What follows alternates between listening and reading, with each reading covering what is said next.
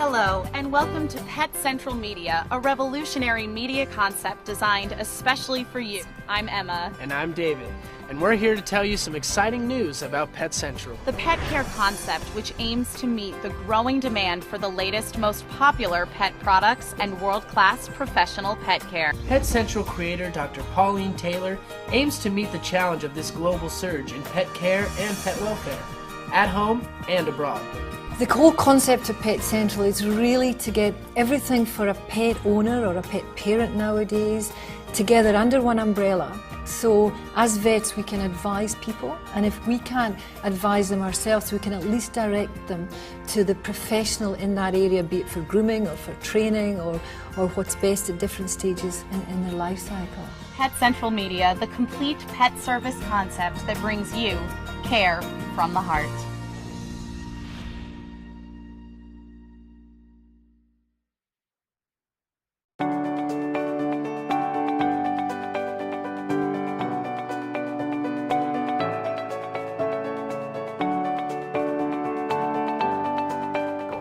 Hi, I'm Dr. Pauline Taylor. Welcome to our veterinary question and answers. We have a great question today, especially for Dr. Kurt Verkeis. Dr. Kurt will answer this question.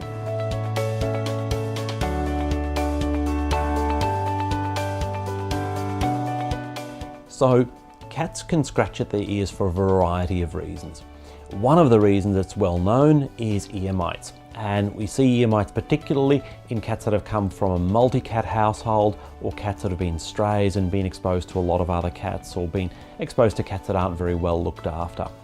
Ear mites tend to cause a brown or black mucky discharge that comes from both ears, but there are other things that can cause almost identical signs. So one of those is allergies. Cats that have got allergic skin disease will often scratch at their head or their neck or their ears, but they may have no discharge from the ears or nothing visible on the outside. And finally, we can see ear infections with bacteria or with yeast that can cause discharge in the ears and itchiness of the ears. Any of these conditions will cause discomfort to the cat, and the infections and the mites can damage the ear permanently and make it very difficult to treat in future. So they do need to be treated promptly, but first we need a diagnosis to know what it is that we're treating so that we can tailor treatment correctly.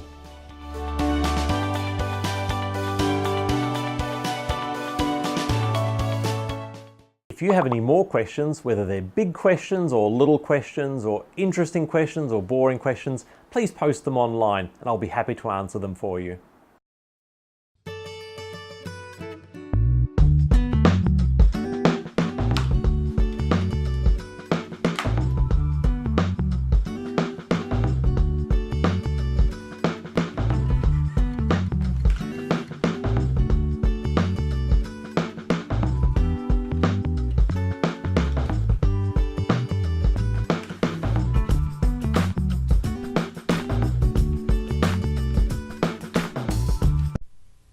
With the recent death of a cat from the avian flu, many people are concerned. The avian flu story literally changes day by day. Here's what we know right now. Previous studies to see if cats were affected by influenza viruses show cats to be very resistant. Many veterinarians consider cats to be unable to spread the deadly disease. However, since 2003, a small number of large cats, such as tigers and leopards, as well as isolated cases of house cats, have died after eating infected birds. Experts at the Cornell Feline Health Center do believe there is a measure of concern, but that Americans can rest assured that current risks to our cats are minimal.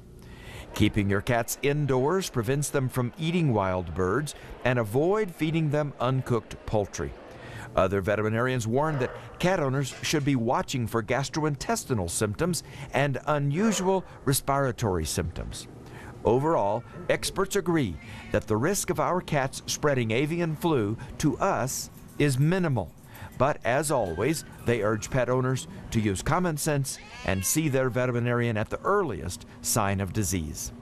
Remember, there have been no documented cases of humans getting avian flu from cats. For cat owners, it's just good advice. Keep your cats indoors and keep them current on all their vaccinations. I'm Dr. Jim Humphries reporting.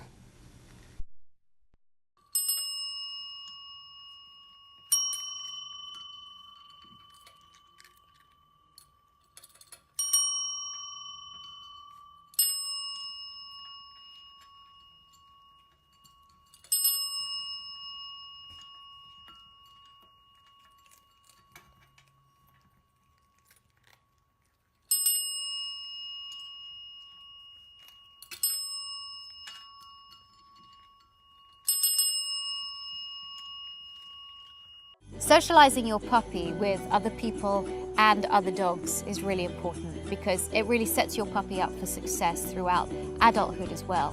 The most important time to socialize your puppy is before 16 weeks of age. Now this can sometimes be difficult because 16 weeks of age is really the time when puppy gets all the vaccinations. But if you socialize in an environment that's safe for the puppy, then you'll be able to allow them to meet many different kinds of people, in many different situations, in many different environments.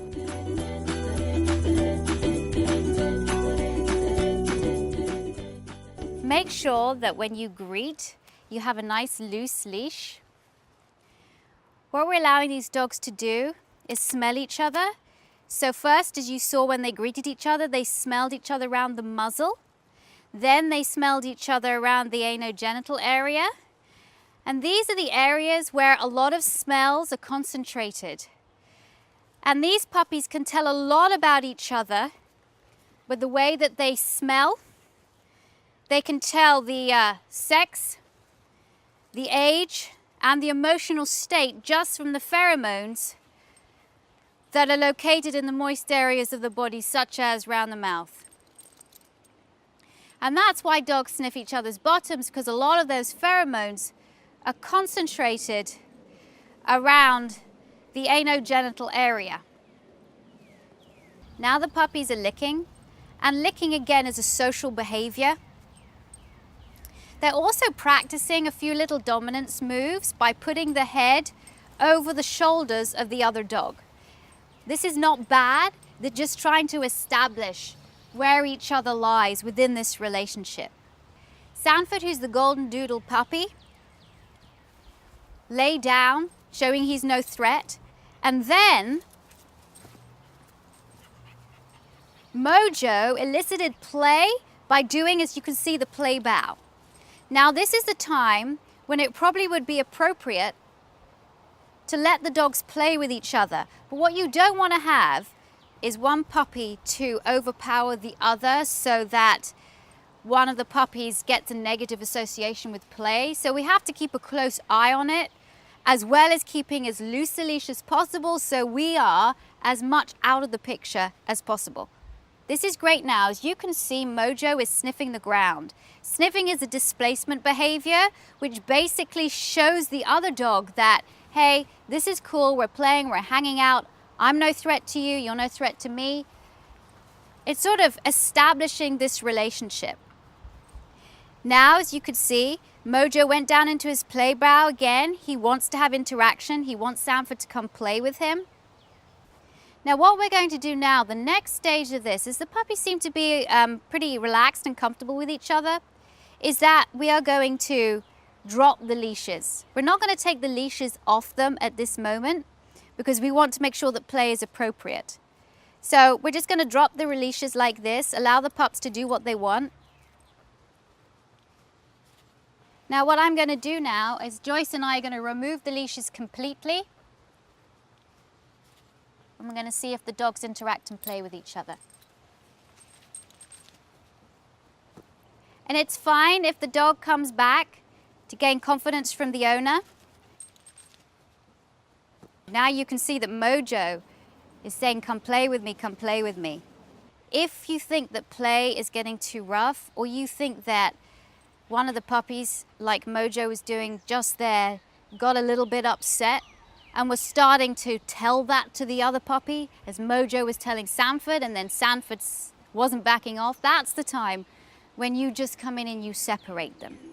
You always want the pups to have a good experience during play, and that's how you socialize your puppy positively.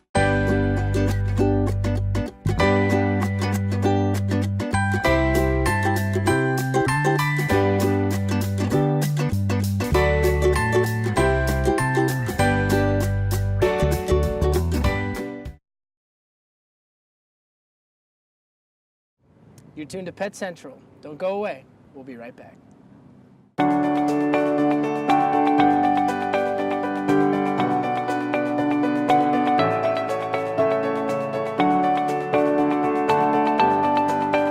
Hi, I'm Dr. Pauline Taylor.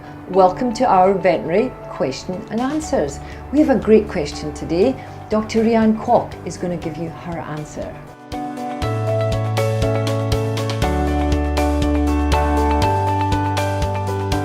I don't recommend you feeding any wild monkeys because by doing that, the monkeys will reduce their instinct of finding food. They will always associate humans as their food bearer, and they will continue to harass any people, visitor in the area. And sometimes it can actually cause danger to you and also cause danger to the monkeys.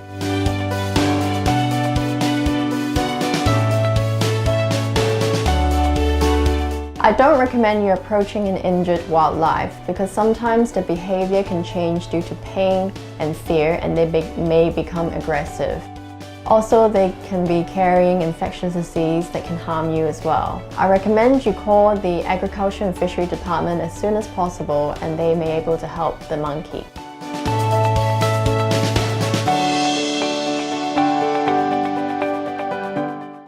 Please send us any questions you have and we'll be very happy to answer them for you.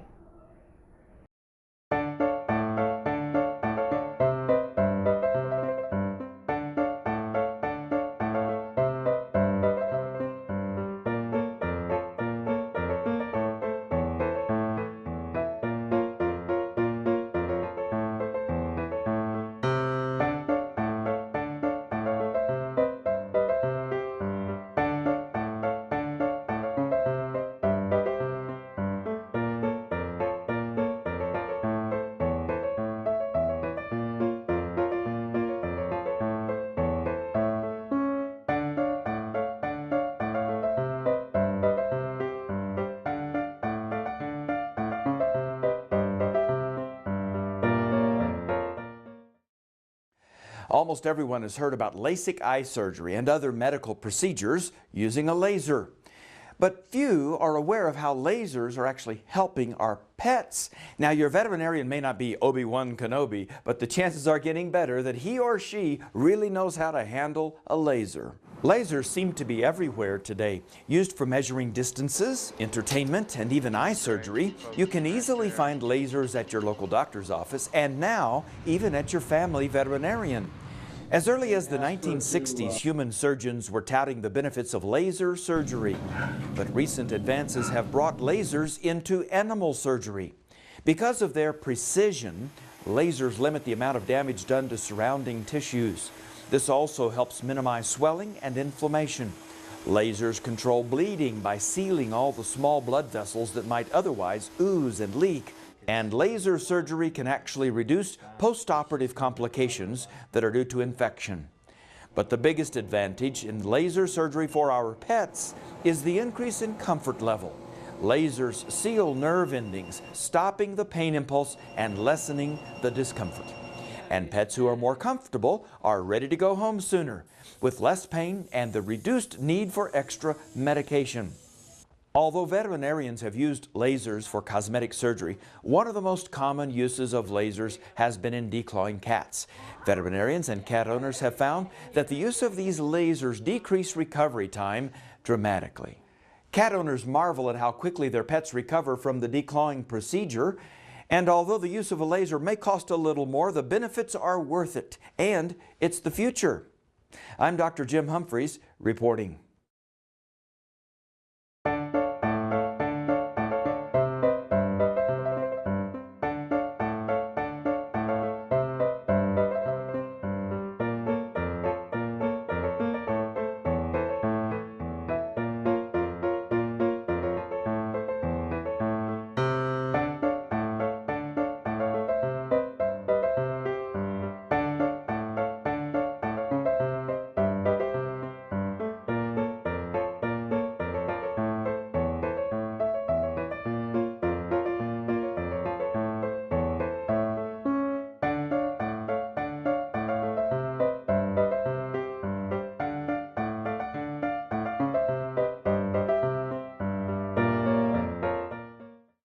Allowing your puppy to meet and greet other dogs allows your puppy to build up a language of communication with those other dogs.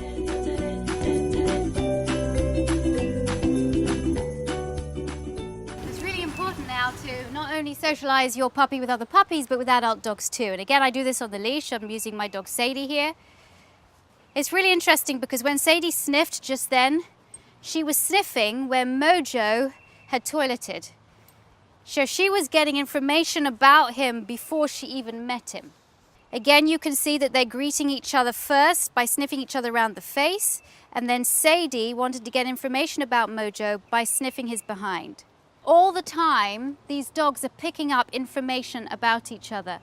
Mojo is giving Sadie a really nice calming signal, just lying down, saying, "Hey, I'm no threat.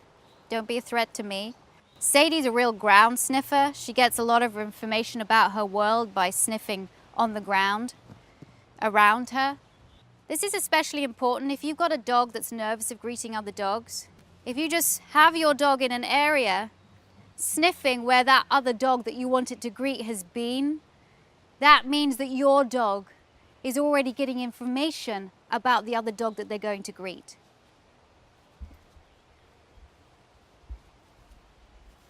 Again, Joyce and I are keeping the leashes very, very relaxed.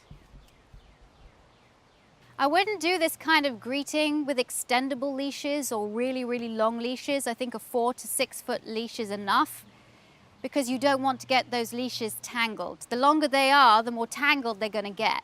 I think we can get to the point now where we can let them both off.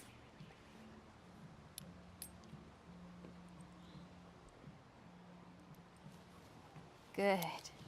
This is nice now because Sadie's really investigating Mojo. Now they're going nose to nose. Mojo is giving submission. This was really good because Mojo was going on his back, submitting. But see how he wasn't being forced by Sadie. He did it under his own volition.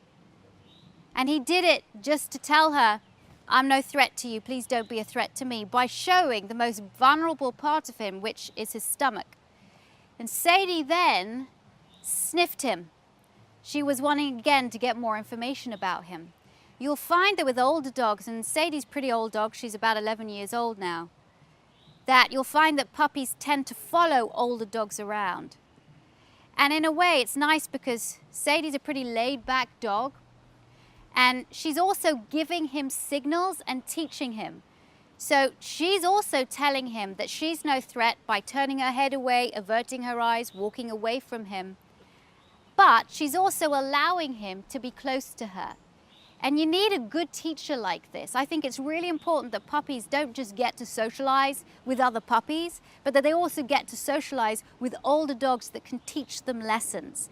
If your dog does not get important socialization, your dog will never know how to interact appropriately with other dogs. So socialization like this is so important. If you didn't do anything else with your dog, socialization is the most important thing to do because it sets your puppy up for a lifetime of being able to cope with other dogs coming into its area, greeting other dogs, hanging out with other dogs, going to doggy daycare, going on walks with other dogs, having other dogs into their home on their territory. If you do not socialize a puppy before it's 16 weeks old, in general, what you'll find is that puppy doesn't learn canine language, and it becomes much harder for that puppy to be able to greet other dogs. If you can socialize your puppy to other dogs and other puppies before 16 weeks old, and that puppy has great experiences, that is going to be the most important lesson that your puppy can learn.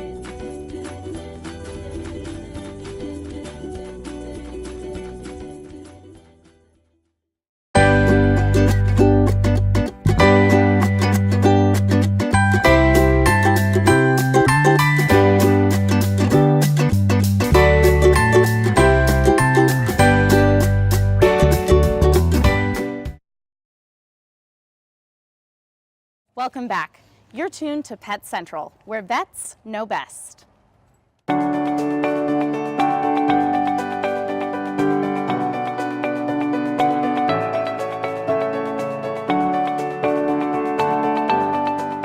Hi, I'm Dr. Pauline Taylor. Welcome to our veterinary question and answers. We have a great question today. I'm going to answer this question.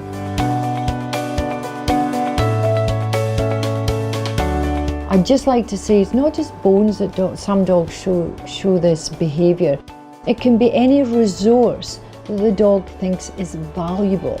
It can be a food bowl, it can be a toy, it can be another animal in the family, it can be the front door of the house or the garden area. The dog is very, very anxious that that resource is going to be taken away from him. So inside, in his body, physiological changes take place and the dog becomes anxious. The pupils can dilate, the ears can go back, the hair can go up, and he can snarl, he'll show his teeth, and if provoked enough, he'll bite. My advice is your dog should never be in this situation.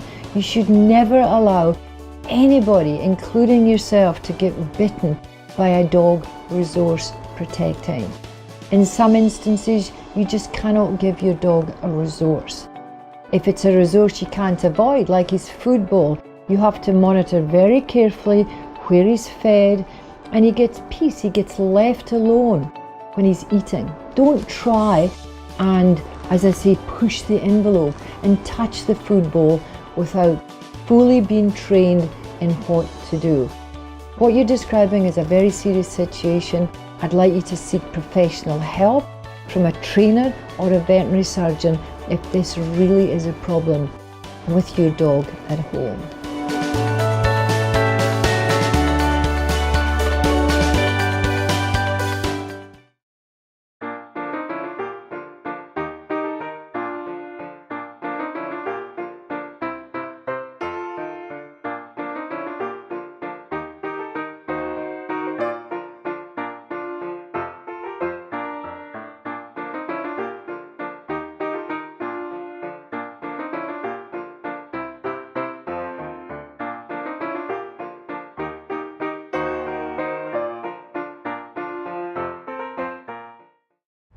When you hear the word rabies, you may conjure up pictures of that Hollywood creation, that salivating dog Cujo.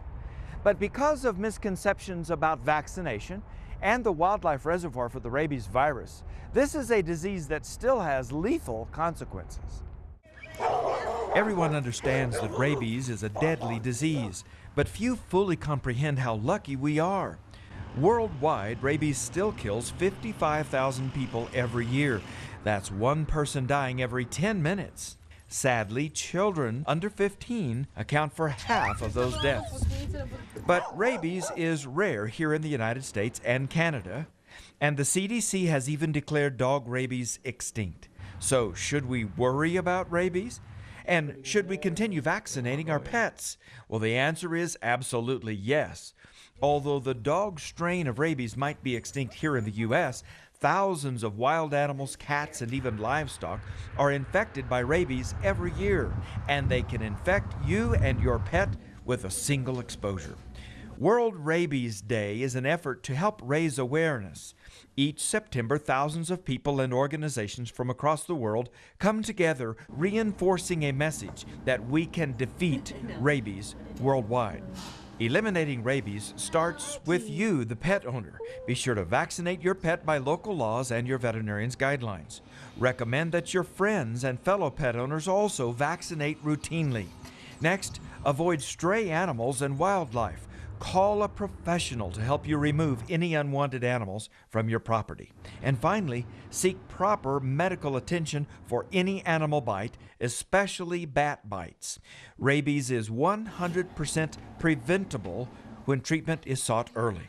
Remember, continued vigilance is necessary if we're going to fully defeat this ancient killer.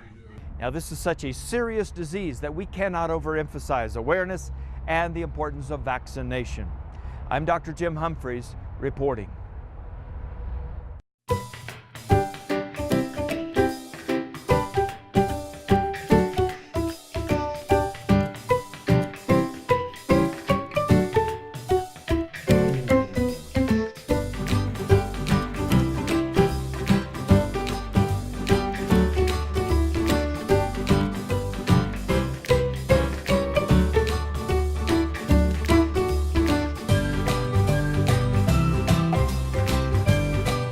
Allowing your puppy to greet lots of different kinds of people allows your puppy to be confident and adapt to meeting people into adulthood. It also shows that when they meet people, good things happen to them, building up a positive association.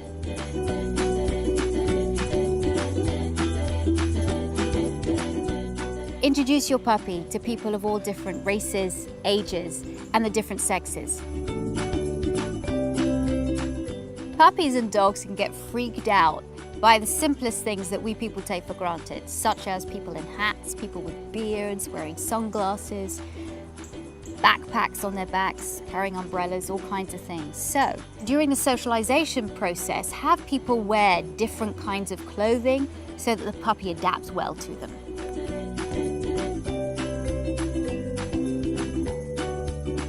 If you don't socialize a puppy with people or other dogs or even other animals before 16 weeks of age, they can build up a fear.